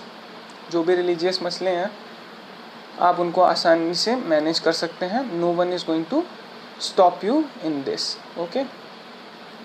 Article 26(7) prohibits taxes on religious grounds. अब ये क्या है? कोई भी व्यक्ति को सिर्फ इस ग्राउंड पे टैक्स नहीं किया जा सकता है कि किसी सर्टेन धर्म को आप प्रचार करना चाहते हैं, आप किसी सर्टेन धर्म का जो है बढ़ोतरी करने के लिए वो पैसे इकट्ठे कर रहे हैं और आपने किसी को कंपलसरीली टैक्स कर दिया। दान लिया जा सकता है but you can not tax. Tax क्या होता है? कंपलसरी पेमेंट को जो कंपलसरीली मेड किया जाता है ना, उसको कहते हैं कि भाई उसको टैक्स किया जा रहा है। तो रिलीजियस ग्राउंड्स पर टैक्स नहीं होने चाहिए।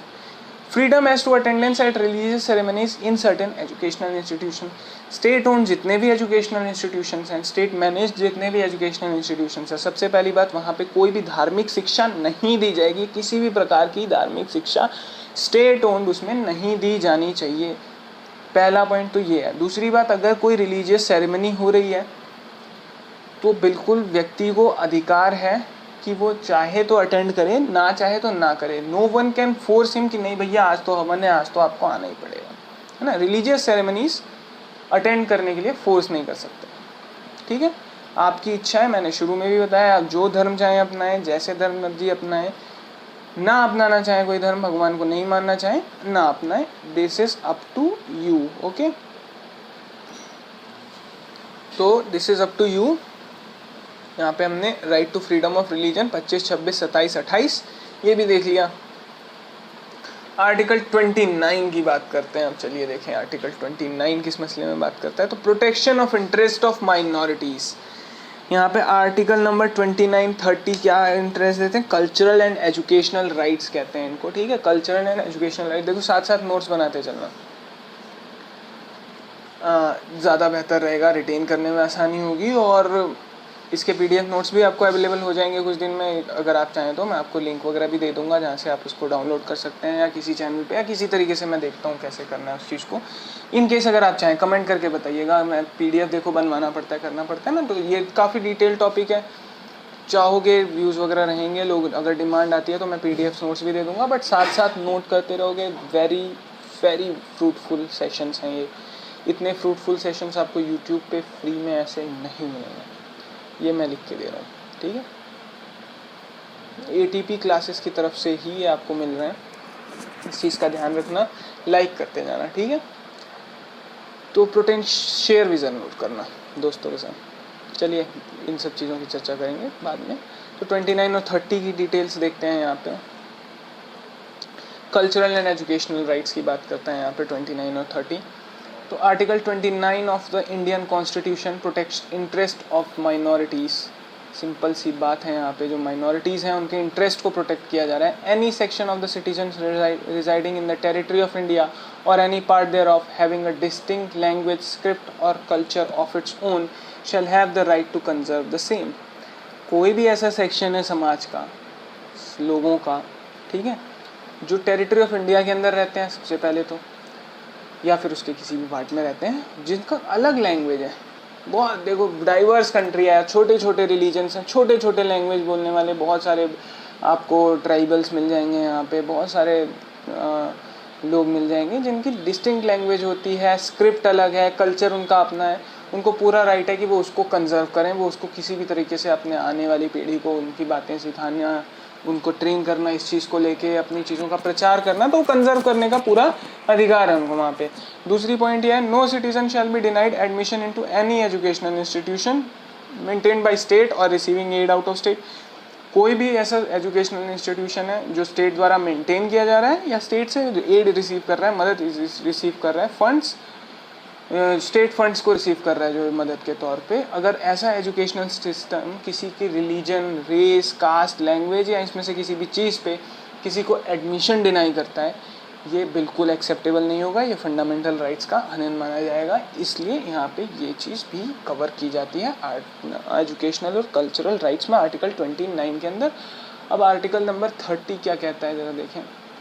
इंडियन कॉन्स्टिट्यूशन का article number 30 states the right of minorities to administer and establish educational institution। देखो उसी मसले में बात हो रही है कि देखो यहाँ पे जो माइनॉरिटीज़ हैं, इंटरेस्ट ऑफ माइनॉरिटीज़, वो अपने को कंजर्व करना चाह रही हैं अपने कल्चर को। तो वो कैसे करेंगे, वो एजुकेशनल इंस्टीट्यूशंस वगैरह कुछ एस्टेब्लिश ऐसे करेंगे ना जिसमें उनका कल्चर सिखाया जाए, उनके बच्चों को वही चीज़ें सिखाई जाएँ जो उनके कल्चर में आती हैं, है ना। नहीं तो ऐसे तो वो हो जाएगा, क्या कहते हैं, विलुप्त हो जाएगा बड़े से बड़ा कल्चर, अगर आप अपनी आने वाली पीढ़ी को उस कल्चर के बारे में नहीं बताते हैं तो। It says all minorities whether based on religion और language shall have the right to establish and administer educational institutions of their choice. Minorities का यहाँ पे मतलब यह है जिनकी संख्या 50% से कम हो, ठीक है, जो भी 50% से कम है अगर किसी भी स्टेट में, किसी भी रीजन के अंदर, एक पर्टिकुलर रीजन में अगर किसी खास कम्युनिटी की संख्या 50% या उससे ज़्यादा है, they are not called minorities. जिनकी संख्या 50% से कम है उस पर्टिकुलर रीजन में, they are called minorities. Okay, इस आर्टिकल के उस बेसिस पे मैं कह रहा हूँ। तो establish and administer educational institution, article number 30। तो कल्चरल एंड एजुकेशनल राइट्स यहाँ पे ये आर्टिकल 29 और 30 देते हैं। आर्टिकल नंबर 31 रिपील्ड है right to property. This was पहले के टाइम में हुआ करता था right to property, but it was repealed. तो हम आर्टिकल 32 की बात करते हैं यहाँ पे। इसके भी 4 पार्ट्स हैं आर्टिकल 32 को देख लेते हैं। ये बहुत इंपॉर्टेंट आर्टिकल है, मतलब आप ये समझ लीजिए कि ये आर्टिकल सबको पिछले जितने भी आर्टिकल्स हम पढ़ के आए हैं सबकी सुरक्षा करने वाला आर्टिकल है article 32। Okay, aggrieved person can move to the supreme court for a legal remedy in case of alleged infringement of his fundamental rights. अभी तक हमने जितने फंडामेंटल राइट्स पढ़े हैं, अगर किसी व्यक्ति को लगता है कि उनका हनन हुआ है तो क्या किया जाए। किताब में लिख देने मात्र से थोड़ी होगा कि लोग रिलीजियसली उसको फॉलो करने लगेंगे, तो कोई ना कोई तो चाहिए। मैंने पहले ही बताया supreme court is the custodian. तो बिल्कुल अगर आपको लगता है कि आपके फंडामेंटल राइट्स के साथ कोई इसने गलत किया है, आपका फंडामेंटल राइट्स को आप इन्फ्रिंज किया है किसी ने, तो कहाँ जा सकते हैं आप सुप्रीम कोर्ट के पास जा सकते हैं। Supreme court protects fundamental rights with the help of constitutional weapon of writs. यहाँ पे रिट्स की अभी हम बात करने जा रहे हैं कुछ टाइम में। तो रिट्स नाम के हथियार दिया हुआ है संविधान ने, ठीक है। उस हथियार का इस्तेमाल करके क्या करता है सुप्रीम कोर्ट, आपके फंडामेंटल राइट्स को अपहेल्ड करता है। पार्लियामेंट में by law empower any other court, supreme court के अलावा भी पार्लियामेंट चाहे तो कोई कानून ला सकता है और किसी भी अदर कोर्ट को भी इस तरीके की राइट्स की गारंटी देने का वो बना सकता है, ठीक है। तो अभी फिलहाल high courts can also issue Ritz, ये आपको पता होना चाहिए। The clause 4 of the constitution however mentions an exception when president proclaims emergency under article 352। जब एमरजेंसी लगती है यहाँ पे आर्टिकल 352 के अंदर, हम जब आर्टिकल 352 तक पहुँचेंगे इसकी डिटेल बात करेंगे, बट यहाँ पे ये देखने की बात ये है क्लॉज 4 ऑफ द कॉन्स्टिट्यूशन क्या मेंशन करता है कि जब प्रेसिडेंट एमरजेंसी लगाएंगे आर्टिकल 352 में, तो फिर गारंटीड जो रेमेडी है, मतलब रेमेडी मतलब आप समझते हैं ना, सुनवाई, अगर किसी ने गलत किया है तो उसका आपको भरपाई मिलेगा, तो वो गारंटी नहीं होती है फंडामेंटल राइट्स की, वो सस्पेंड हो जाती है। क्योंकि ज़्यादातर फंडामेंटल राइट्स भी सस्पेंड हो जाते हैं, कुछ नहीं होते हैं, वो हम उस वक्त चर्चा ज़्यादा करेंगे। वैसे भी अभी काफ़ी और चीज़ों की चर्चा हो रही है, कन्फ्यूजिंग हो जाएगा। तो बस इतना समझ लीजिए कि एमरजेंसी के दौरान आपको रेमेडी नहीं मिल पाएगी उस फंडामेंटल राइट के इन्फ्रिंजमेंट की, ठीक है। आर्टिकल 33 क्या बात करता है? Parliament is empowered to enact laws determining to what extent of the right conferred by Part 3 of the Constitution in their application to the members of armed forces or the forces charged with the maintenance of public order be restricted or abrogated, ठीक है। अब अगर arm forces वाले कहने लगे कि हमें भी तो राइट टू लाइफ है, हमें भी तो लिबर्टी है राइट की, ये वो, तो दे कैन, वो कह सकते हैं ना, देखो शोर में ना रहना, ये सब चीज़ें right to life and personal liberty के अंदर कवर होती हैं कि आपको एक अच्छी लिविंग कंडीशंस मिले। और आप सभी जानते हैं कि देखो हमारे बीएसएफ के सोल्जर्स हैं, वो बॉर्डर्स में दलदल वगैरह के अंदर भी एक नेट जियो की डॉक्यूमेंट्री है, अगर आपने नहीं देखी है तो देखिएगा, BSF India's first line of defence. वो वहाँ पे आपको पता चलेगा कि कितनी मुश्किल कंडीशंस के अंदर, और वैसे भी देखिए आप सब जानते हैं कितनी मुश्किल कंडीशन सियाचिन के अंदर हमारे जवान किस तरीके से वहाँ पे उतनी ठंड के अंदर अपनी रहते हैं, हमारी प्रोटेक्शन के लिए रहते हैं और बहुत बहादुरी से वहाँ पे हमारे लिए लड़ते हैं। तो कहीं ना कहीं ये चीज़ देखो है कि फंडामेंटल राइट टू लाइफ नहीं है ना वो चीज़ उनके लिए, राइट टू लाइफ का हनन है। हम घरों में बैठे हैं, हम इतने आराम से बैठे हैं, हम गर्मी में एसी चलाते हैं, सर्दी में हीटर चलाते हैं, आराम से रहते हैं, जहाँ मर्जी जाते हैं, जहाँ मर्जी नहीं जाते हैं, जो बोलना है बोलते हैं। इतनी हम फ्रीडम नहीं देते, ये सही बात है अपने, और वो एक सिक्योरिटी के उस पर थोड़ा सा है भी ज़रूरी कि ये चीज़ की जाए, राइट टू लाइफ का हनन। और देखो वो अपनी स्वेच्छा से करते हैं, इसीलिए उनकी इतनी रिस्पेक्ट है और हमें करनी भी चाहिए। तो ये 33 उस प्रोविज़न की बात करता है कि आर्म्ड फोर्स को देखो पार्लियामेंट है इनेक्ट कर सकता है ऐसे लॉज को जो पब्लिक ऑर्डर में लगे हुए लोगों को, आर्म पुलिस वगैरह होते हैं उसमें, और आर्म फोर्सेस को ये बता सकते हैं कि हम किस हद तक राइट्स दे रहे हैं या फिर पूरी तरह से किसी राइट का हनन कर रहे हैं, ठीक है। अब यहाँ पे 34 की बात पहले करेंगे 35 से।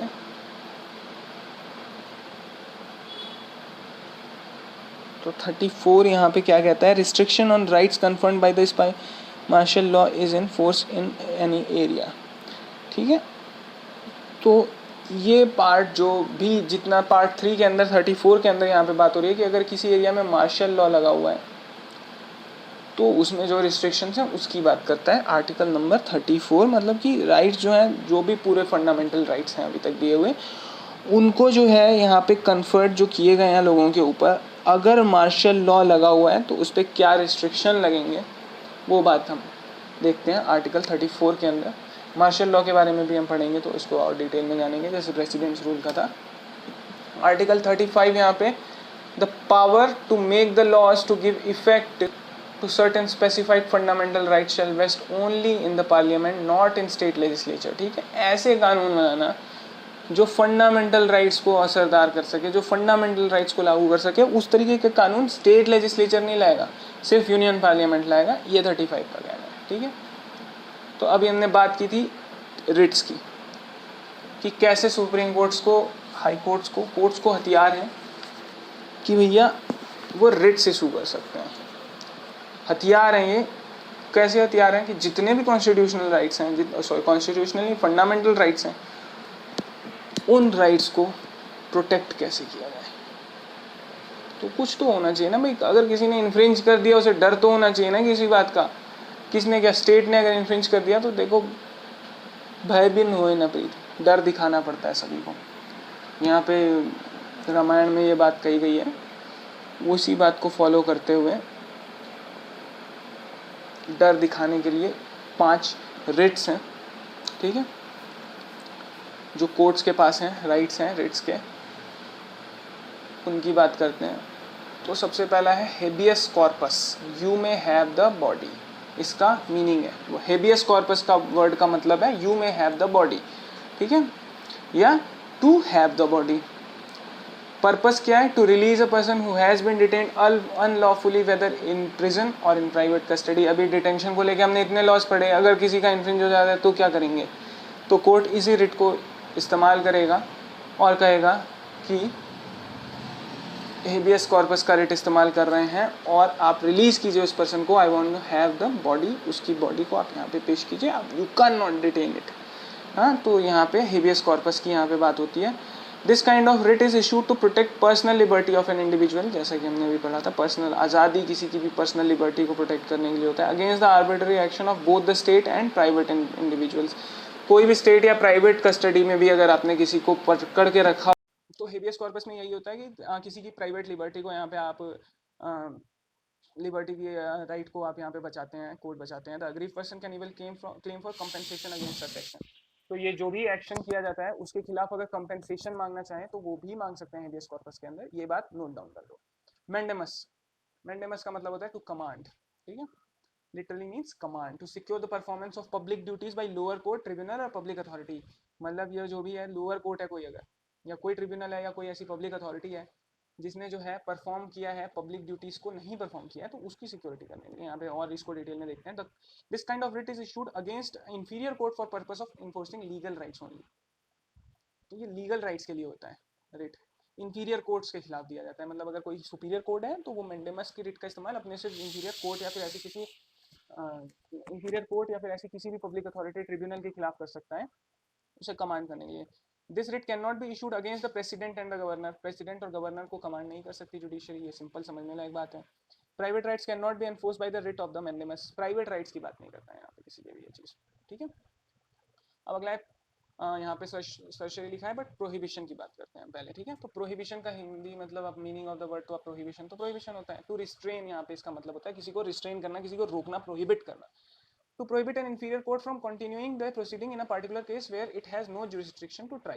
अब जैसे किसी का jurisdiction ही नहीं होता है, jurisdiction के बारे में भी लॉज वगैरह हैं हमारे देश में, वो भी हैं भाई, एरिया को लेके भी jurisdiction नहीं होता है कि जहाँ पे क्राइम कमिट हुआ है या तो वहाँ पे केस होगा, जहाँ पे या तो जिसने केस फाइल किया है वो रिजाइड करता है वहाँ होगा, या तो जिसने जो है कमिट किया है उसके रेजिडेंस के पास होगा, एज द केस में भी वो तीन। उसके अलावा फिर जो जोग्राफिकल जुरिस्डिक्शन होता है और कहीं कोर्ट्स का नहीं होता, और भी कई तरीके के रिस्ट्रिक्शंस होते हैं जुरिस्डिक्शन के ऊपर लेके, तो उसी की बात कर रहे हैं कि प्रोहिबिशन इस जुरिस्डिक्शन को अगर कोई क्रॉस करता है, जैसे इकोनॉमिक जुरिस्डिक्शन होता है ना, कंज्यूमर कोर्ट का आप सबने सुना होगा कि इतने रुपए का डिस्ट्रिक्ट कोर्ट में जाएगा, इससे ऊपर रुपए का मामला है तो वो और ऊपर के कोर्ट में जाएगा, तो वहाँ पे वो बात होती है।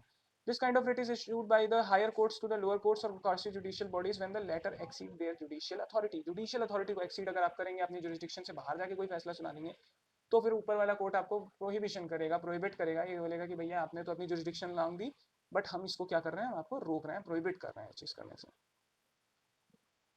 तो उनको लिमिट के अंदर रखने का इसका पर्पस होता है। The difference between mandamus and prohibition, अभी मैंडेमस जो हमने ऊपर पढ़ा था वो भी कुछ ऐसा ही था, लोअर कोर्ट को आप कमांड कर रहे हैं, लेकिन इनके बीच में डिफरेंस भी है एक बहुत बड़ा, कि जो मैंडेमस है वो जो है जुडिशियल और एडमिनिस्ट्रेटिव दोनों अथॉरिटीज़ के खिलाफ हो सकता है। मतलब अगर कोई एडमिनिस्ट्रेटिव अथॉरिटी भी उसने अगर कुछ ऐसा किया है जो उनके ड्यूटीज़ में नहीं आता है, या उन्होंने एक्स्ट्रा अपने पावर के अलावा कुछ और चीज़ कर दिया है, तो उसको मैंडेमस के द्वारा कमांड करते हैं। वहीं पे प्रोहिबिशन जो है वो उस चीज़ को जो है उनके सिर्फ जुडिशियल या क्वासी जुडिशियल, मतलब जो आदि जुडिशियल बॉडीज एक तरह से आप समझ लीजिए, उस तरीके की अगर कोई बॉडीज़ हैं जो फैसला सुनाती है, जो जुडिशियरी का काम करती है, उन बॉडीज़ के लिए ही होता है प्रोहिबिशन, ठीक है। उनके अपर बॉडीज़ वो कर सकते हैं, तो क्वासी जुडिशियल या जुडिशियल अथॉरिटीज़ को ही आप यहाँ पे प्रोहिबिशन दे सकते हैं। मैंडेमस आप जो है एडमिनिस्ट्रेटिव अथॉरिटीज़ को भी दे सकते हैं। आप सर्शरी की बात करते हैं, सर्शरी का मतलब होता है टू बी सर्टिफाइड, किसी को सर्टिफाइड करना। It is similar to prohibition.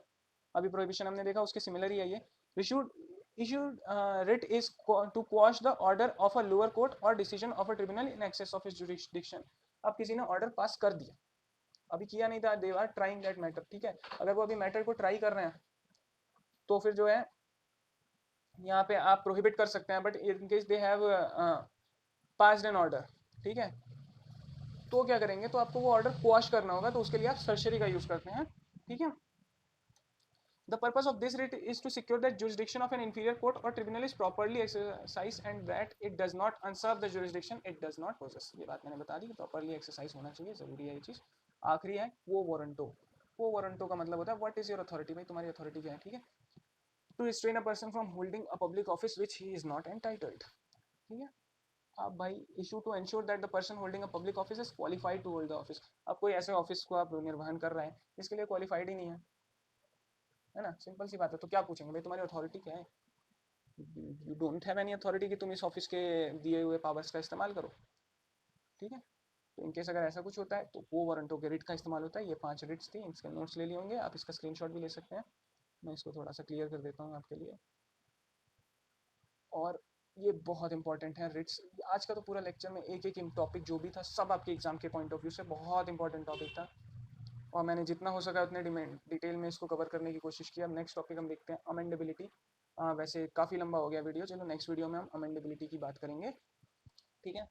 क्योंकि अमेंडेबिलिटी अपने आप में एक बड़ा टॉपिक है, इसको लेके काफ़ी सारे केसेस हुए हैं, इसको लेके काफ़ी चर्चा हुई है, काफ़ी डिस्कशंस हुए हैं कि भाई अमेंड किस तरीके से कर सकते हैं। बीच में काफ़ी कोशिशें हुई हैं काफ़ी सारे वाइटल प्रोविजंस को अमेंड करने की, तो उसे बचाते हुए भी भाई 104 अमेंडमेंट्स अभी तक देखो हो चुके हैं टिल डेट, ठीक है।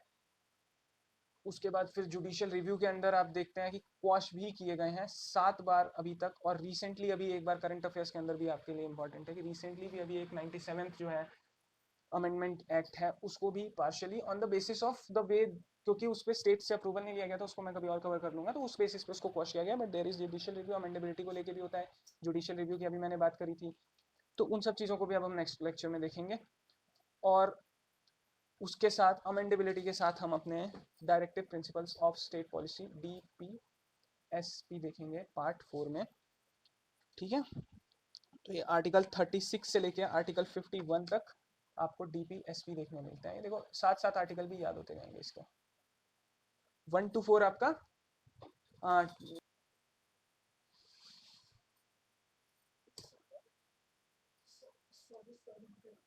आर्टिकल 1 to 4 आपका यूनियन एंड इट्स टेरिटरी है। आर्टिकल 5 to 11 के अंदर आपका जो है सिटीजनशिप आता है। 12 से लेके 35 तक आपने अभी पढ़ा, क्या आता है आपके फंडामेंटल राइट्स। अब 36 से 51 तक DPSP हम नेक्स्ट वीडियो में देखेंगे। 52 से पावर ऑफ प्रेसिडेंट्स वगैरह शुरू हो जाते हैं, एग्जीक्यूटिव्स वगैरह शुरू हो जाते हैं, वो तब की तब चर्चा करेंगे। तब तक के लिए जय हिंद।